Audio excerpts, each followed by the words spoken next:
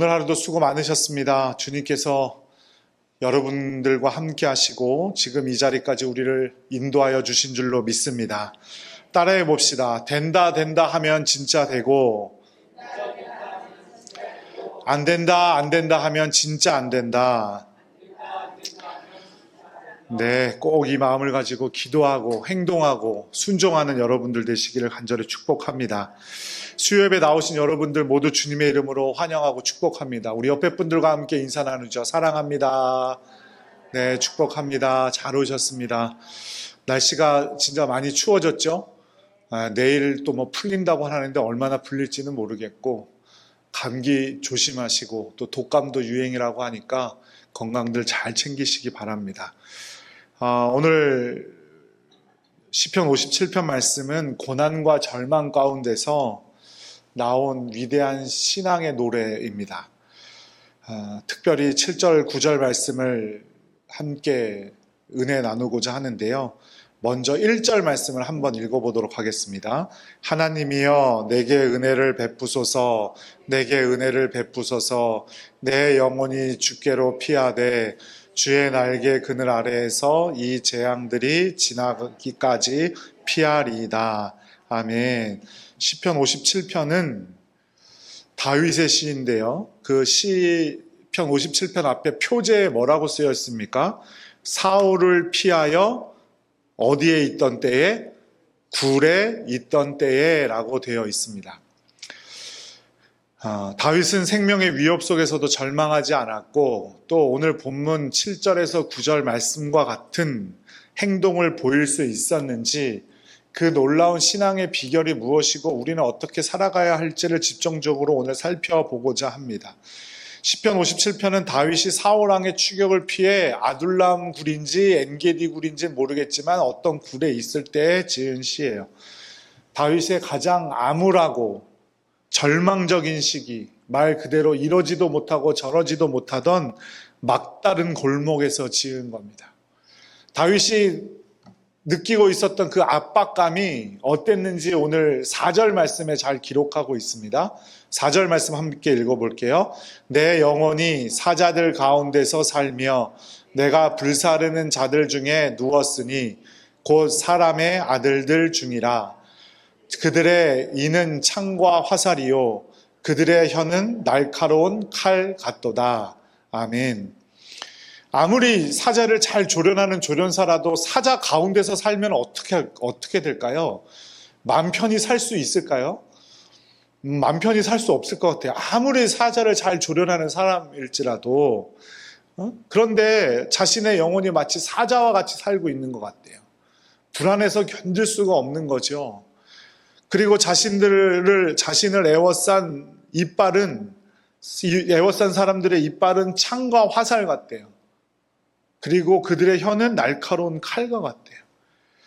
생명을 위협하는 칼날과 날카로운 비방 속에서 살아가고 있다라는 말이죠. 일반적인 사람이라면 공포와 불안에 무너져 내릴 수밖에 없는 상황이었을 겁니다. 그러나 다윗은 바로 이 지점에서 놀라운 신앙의 모습을 보여주죠. 그게 오늘 바로 본문 7절에서 9절 말씀이에요. 재앙이 아직 지나가지 않았어요. 굴에서 벗어나서 왕궁으로 들어갔을 때가 아니잖아요. 그죠? 굴에 있을 때에, 아직도 고난이 멈추지 않은 때에 라는 의미입니다. 다윗이 이런 찬양을, 이런 신앙의 모습을 보일 수 있었던 이유는요, 아까 1절 말씀에 힌트가 있는데 뭐냐면, 자신이 누구의 날개 아래 있어요? 주님의 날개 아래 있음을 믿었기 때문이에요. 주님의 날개 아래로 피한다는 건 단순히 잠시의 안전만이 아니라 자신의 모든 것이 누구에게 달려 있어요? 주님께 달려 있음을 믿었기 때문이에요.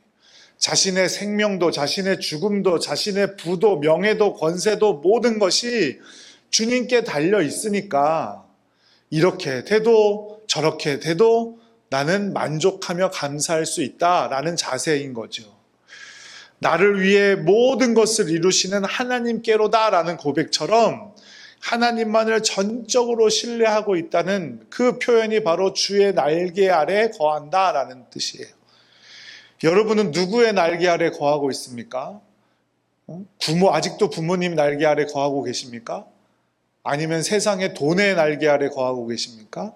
아니면 관계, 명예, 어떤 날개 아래 거하고 계십니까? 병아리들 이렇게 보면 어미닭이 이렇게 가면은 쫄쫄쫄쫄 쫓아가잖아요. 오리도 그렇고, 그죠? 우리의 삶이 그런 삶이 되어야 된다는 거예요.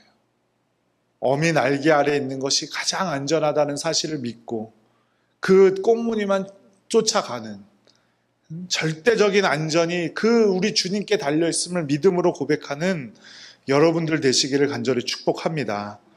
그런데 많은 신자들도 그렇지 못하는 경우들이 있어요. 힘든 일이죠. 고통과 어려움 가운데 평소에는 잘 될지 모르지만 고통과 어려움 속에서 주의 날개 아래 내가 있으니 평안하다. 우리 아까 찬송가 419장 찬양했지만 주 날개 밑 평안하다. 정말 주 날개 밑에서 평안함을 누리시는 여러분들 되시기를 간절히 바랍니다. 내 상황과 조건 때문이 아니라 내가 주님의 날개 아래 있으니 평안함을 누리고 기쁨을 누리는 여러분들 되시기를 간절히 축복합니다. 보통은 재앙이 완전히 지나가고 나서야, 문제가 해결되고 나서야 감사하며 평안함을 누리죠. 하지만 다윗은 그렇지 않았어요. 다윗은 그 날개 아래 있으니 자신이 그 사자와 같은 사람들 사이에 사는 것처럼 불안하고 두려웠지만 이 놀라운 찬양의 고백을 할 수 있었던 겁니다. 먼저 7절 말씀을 함께 읽어보겠습니다. 하나님이여, 내 마음이 확정되었고 내 마음이 확정되었사오니 내가 노래하고 내가 찬송하리이다. 확정되고 확정되었다. 단순한 마음의 감정이 아니라 절대로 변하지 않는 결단임을 보여주는 거죠. 그리고 확정되었음을 강조하는 거예요. 다윗은 죽음의 공포에 사로잡혀 있지만 두려움과 그 환경 때문에 낙심하지 않았어요. 왜냐하면 주의 날개 아래 있었기 때문에 내 마음을 주님께 확정할 수 있었기 때문이죠. 확정하다라는 히브리어 단어는 쿤이라는 단어입니다. 쿤. 단단히 세우다, 기둥을 깊숙이 박다 이런 뜻이에요. 예수님도 우리의 인생을 짓는 것에 비유하셨어요. 지난주 주일 오후 예배 말씀에 집 짓는 것에 비유하셨죠. 그래서 반석 위에 집을 짓는 사람이 있고 모래 위에 집을 짓는 사람이 있다. 반석 위에 집을 짓는 여러분들 되시기를 간절히 축복합니다. 모래 위에 집을 지은 사람이 아니라 거친 풍파에도 끄떡없는 반석 위에 내가 집을 지은 사람이 되어 하나님께로만 우리의 마음을 확정하는 여러분들 되시기를 간절히 축복합니다. 고난이라는 시험대 앞에서 다윗과 사울 왕의 그 모습은 전혀 다른 모습을 보여주고 다른 결말을 맞이합니다. 사울 왕 역시 견디기 힘든 불안과 공포에 시달렸어요. 그래서 하나님께 먼저는 기도했죠. 그런데 거기에 대한 해답이 나오지 않자 불안이 너무 넘치는 거예요. 그래서 누구를 찾아가요? 엔돌의 신접한 여인을 찾아갑니다. 무당을 찾아간 거예요. 어리석은 선택이죠. 사울은 자신의 환경에 자신의 마음을 빼앗겼고 결국 비극적인 멸망에 이르렀습니다. 하지만 다윗은 같은 고난과 두려움이 있었지만 자신의 마음은 주님의 날개 아래에 있고 내 모든 것을 주님이 책임져 주신다는 믿음으로 흔들리지 않았고 결국 이스라엘 역사상 가장 위대한 왕이 될 수 있었던 겁니다. 고난은 모두에게 옵니다. 고난이 없는 삶은 없어요. 하지만 그 고난이 멸망으로 끝나느냐 아니면 놀라운 복으로 변하느냐 우리의 마음을 어디에 확정하느냐에 달려 있음을 꼭 기억하시기 바랍니다. 환경 때문에, 문제 때문에 혹은 사람 때문에 흔들리고 있다면 내가 아직 주님의 날개 아래에 있다는 그 믿음을 확정하지 못했기 때문이겠죠. 어느 순간에도 하나님은 너른 품에 우리를 안아주시고 우리를 위에 그 너른 품을 내어주신다는 사실을 믿음으로 오직 주님께 우리의 마음을 확정하는 여러분들 되시기를 간절히 축복합니다. 마음을 확정한 다윗은 이제 결심을 행동으로 옮겨요. 두 번째 모습은 8절을 통해 보겠습니다. 내 영광아 깰지어다. 비파야 수금아 깰지어다. 내가 새벽을 깨우리로다. 아멘. 목사님들이 새벽 기도에 참석하기를 권면할 때 제일 많이 쓰이는 본문 중에 하나가 이거죠. 새벽을 깨우리로다. 거기에 더해서 그냥 단순히 새벽 기도 오라는 말씀이 아니에요. 영적인 주도권이 어디에 있음을 확신하는 겁니다. 새벽을 깨운다는 건 내 첫 시간을 하나님께 내어드린다는 거예요. 내 처음 것을 하나님께 드린다는 의미이기도 합니다. 처음 것을 드린다는 의미의 많은 신앙의 행동들이 있죠. 월삭 새벽 기도에도 있고, 제가 어릴 적만 해도 첫 월급은 하나님께 다 드리는 것이 당연하게 여겼습니다. 지금도 그렇게 하시는 분들도 있죠. 그런 행동들, 처음 것을 주님께 드림으로 그것이 끝나는 게 아니라 그것은 어떤 표현입니까? 내 모든 것이 주님께 달려있음을 고백하는 거예요. 나에게 내가 누리고 있는 그 모든 것이 누가 주신 거다? 우리 주님께서 주신 거다라는 믿음이죠. 새벽 기도에는 하루가 시작되는 조용한 시간, 이제 어둠이 사라지고 빛이 비추이는 그 시간에 하나님께 나와 기도함으로 오늘 하루를 주님께 맡긴다는 것이고 드린다는 것이고, 그것을 통해 내 인생 모든 것이 주님께 달려있음을 고백하는 겁니다. 다윗은 동굴 속의 어둠과 밤이라는 현실 속에 갇히기를 원하지 않았어요. 주님께 찬양하며 그 어둠을 깨워서 내 모든 것이 주님께 달려있고 주님께서 나에게 주신 것이라는 믿음의 고백을 하고 있는 겁니다. 사도 바울과 실라가 빌립보에서 복음을 전하다가 심하게 맞고 발에 착고가 차인 채 깊은 감옥에 갇혔죠. 이들은 극한 고통과 절망 속에서 한밤중에 하나님께 기도하고 찬송을 불렀습니다. 그들의 찬송 소리는 다른 죄수들에게 들렸고, 그때 갑자기 큰 지진이 일어나 옥의 문이 열렸죠. 감옥 문이 모두 열리고 죄수들을 묶고 있던 쇠사슬까지 다 풀리는 기적이 일어났습니다. 그들은 정말 죽음에 가까운 고통을 당하고 있었지만 그 가운데서도 역사하실 하나님께 미리 감사하며 찬양하고 기도했을 때, 자신의 삶이 하나님께 달려있음을 고백했을 때 거기서 놀라운 기적을 보게 된 것입니다. 우리의 모든 삶이 주님께 달려있음을 생각만 하는 것이 아니라 우리의 첫 시간을 그리고 우리의 전부를 주님께 미리 드릴 수 있는 성도들이 되시기를 간절히 축복합니다. 다윗처럼 새벽을 깨우는 삶은 우리들에게도 놀라운 축복을 가져다 줄 겁니다. 한 법조인의 간증이에요. 제가 직접 들은 간증인데, 이분이 끝까지 좀 잘 하셨으면 좋겠는데 요즘은 별로 잘 못하시는 것 같아서 제가 이름은 밝히지 않을게요. 그런데 이분이 사법시험을 치셨으니까, 그죠? 법조인이 되셨겠죠? 검사를 하셨는데 사법시험을 수석으로 합격을 하셨어요. 얼마나 열심히 공부했겠어요? 그런데도 본인은 2년을 준비를 해서 사법시험을 합격했는데 2년 사법시험을 준비해야겠다라고 준비한 이후 2년 동안 새벽 기도를 한 번도 빠지지 않으셨대요. 늦게까지 공부하셨을 거 아니에요, 그죠? 그럼에도 불구하고 새벽 기도를 빠지지 않고 달콤한 잠자리를 뒤로 하고 새벽에 나와 하나님 앞에 기도할 때 하나님의 은혜가 정말 마른 땅에 내리는 것 같은 은혜를 경험하게 되었대요. 그래서 하루의 첫 시간을 하나님께 드리고 시험 공부에 지치고 힘들 때도 하나님께서 자신의 삶을 인도하심을 더 굳게 믿게 되었다는 거예요. 그 어려움 가운데도. 그래서 그것이 위로가 되어서 더욱 공부 열심히 하게 되었고 좋은 결과로 수석 합격까지 하게 되었다는 거예요. 우리의 모든 것이 주님께 달려있음을 믿고 실천하는 여러분들 되시기를 간절히 축복합니다. 내 마음의 고백만으로는 완전하지 않아요. 우리의 행동으로 보여줘야죠. 우리의 마음이 그렇다면, 우리의 생각이 그렇다면 그걸 행동으로 옮길 수 있어야 돼요. 행동으로 옮기지 못한다는 건 완전하지 않다는 거죠, 그 마음이. 우리의 모든 것이 진정으로 주님께 달려있음을 믿고 순종하며 살아가는 여러분들 되시기를 간절히 축복합니다.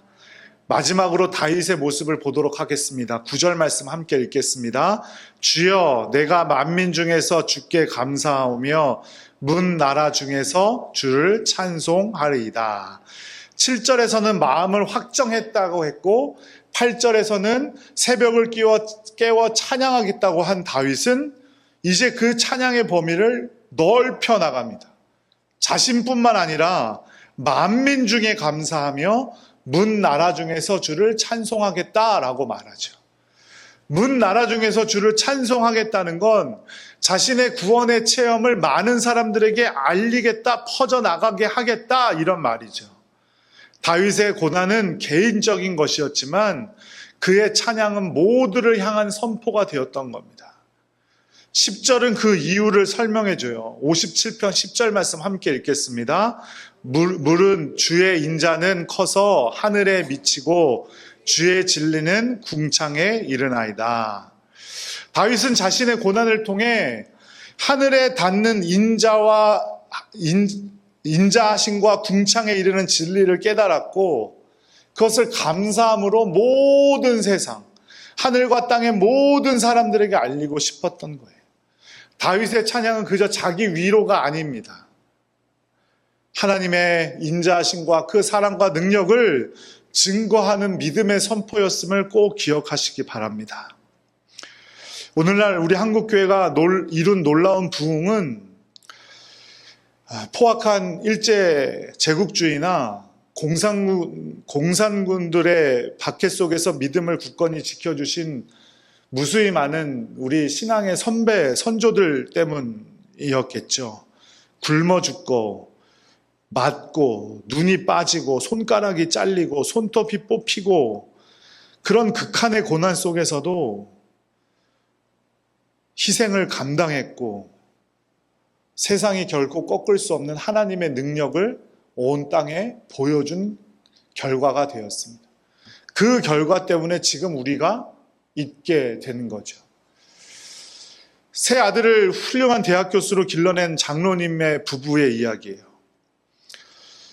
시골길에서 잠깐 차를 세우고 이 장로님의 부인이 깨밭이 쫙 펼쳐져 있는데 깻잎이 너무 먹음직스러운 거예요. 그래서 아이들한테 이게 깻잎이라는 것도 가르쳐 줄 겸 해가지고 깻잎을 한 5장을 땄대요. 이게 깻잎이야. 그리고 이거 너무 맛있겠다. 이거는 어떻게 먹는 거냐면, 그래서 집에 가서 이거를 뭐 어떻게 먹자 하고 5장을 탁 땄는데, 장로님이 차에서 내리시더니 그 깨 줄기에 10,000원짜리를 하나 이렇게 묶으시더래요. 남이 농사 지은 깨에서 잎을 따가는 것은 도둑질이다. 이거는 우리가 사가는 것이어야 한다. 이렇게 말씀하셨다는 거예요. 그래서 10,000원짜리 지폐를 하나 붙들어 메었는데 이 세 아들의 머릿속에 평생 떠나지 않는 것은 깻잎을 어떻게 먹고 깻잎은 어떻게 자라고 이렇게 생겼고 저렇게 생겼고가 아니라 그 줄기에 매단 10,000원짜리가 그렇게 생각이 나더래요. 이 자녀들이 남의 것을 훔치거나 남을 속이거나 하는 삶을 살 수 있었을까요? 없었겠죠. 즉 우리의 그런 확정된 마음으로 주님을 찬양하고 주님을 높이는 그런 행동들이 믿지 않는 사람들에게 본이 되고 또 믿지 않는 사람들에게까지 놀라운 복음의 선포가 된다는 사실을 믿으시기 바랍니다.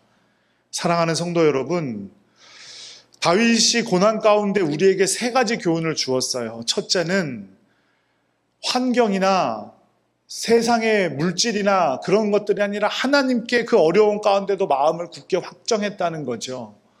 그리고 둘째는 내 모든 것이 주님께 달려있음을 믿음으로 주님을 높이고 찬양했다는 거예요. 그리고 세 번째는 그 내 구원의 그 은혜를 나만 간직하고 있는 것이 아니라 문 나라들에게 보여주고 선포했다는 겁니다. 우리가 사는 이 시대도 어쩌면 다윗이 굴에 숨었던 것처럼 불안과 위협이 가득한 재앙의 때일 수 있습니다. 그리고 그날이 가까이 올수록 분명히 이런 재앙과 불안과 위협은 더 커질 겁니다. 분명히 예수님께서 말씀하셨잖아요. 그러니 꼭 기억해야 합니다. 우리의 영혼이 주의 날개 아래에 피해서 마음을 확정해야 되고, 우리의 모든 것이 주님께 달려있음을 찬양해야 하고, 또 그것을 나뿐만 아니라 세상의 모든 사람들에게 알려줄 수 있는 행동을 하며 살아가야 할 줄로 믿으시기 바랍니다. 그럴 때 어떤 결과가 일어나느냐? 11절 말씀을 함께 읽어보죠. 하나님이여 주는 하늘 위에 높이 들리시며 주의 영광이 온 세계 위에 높아지기를 원하나이다. 우리가 고난 중에서도 굳게 서서 주님 찬양하고 만 백성을 향해 우리가 복음을 선포할 때 세상이 하나님의 위대하심을 보게 된다는 거예요. 우리가 그냥 잘 살고 넉넉하게 살고 그래서 세상이 하나님을 보게 되는 것이 아니라, 우리가 어려움을 어떻게 이겨내는가를 보고 세상은 하나님을 보고 하나님의 영광이 저 하늘 위에 높이 들리시고 온 세계에 높아지심을 믿으시기 바랍니다. 그러니 사랑하는 여러분, 지금 어떤 어려움과 고난 가운데 있으십니까? 그 자리에서, 그 어려움 가운데서도 오직 하나님께 마음을 확정하는 여러분들 되시기를 간절히 축복합니다. 그리고 내 영혼을 깨워 내 모든 것이 주님께 달려있음을 믿고 그렇게 살아가는 여러분들 되시기를 간절히 축복합니다. 그럴 때 반드시 주님의 영광이 온 땅에 드러나고 그 일을 통해서 우리 역시 주님께서 주시는 놀라운 복을 누리게 될 줄로 믿습니다. 언제나 어려움 속에서도 승리하는 여러분들 되시기를 주님의 이름으로 축원합니다.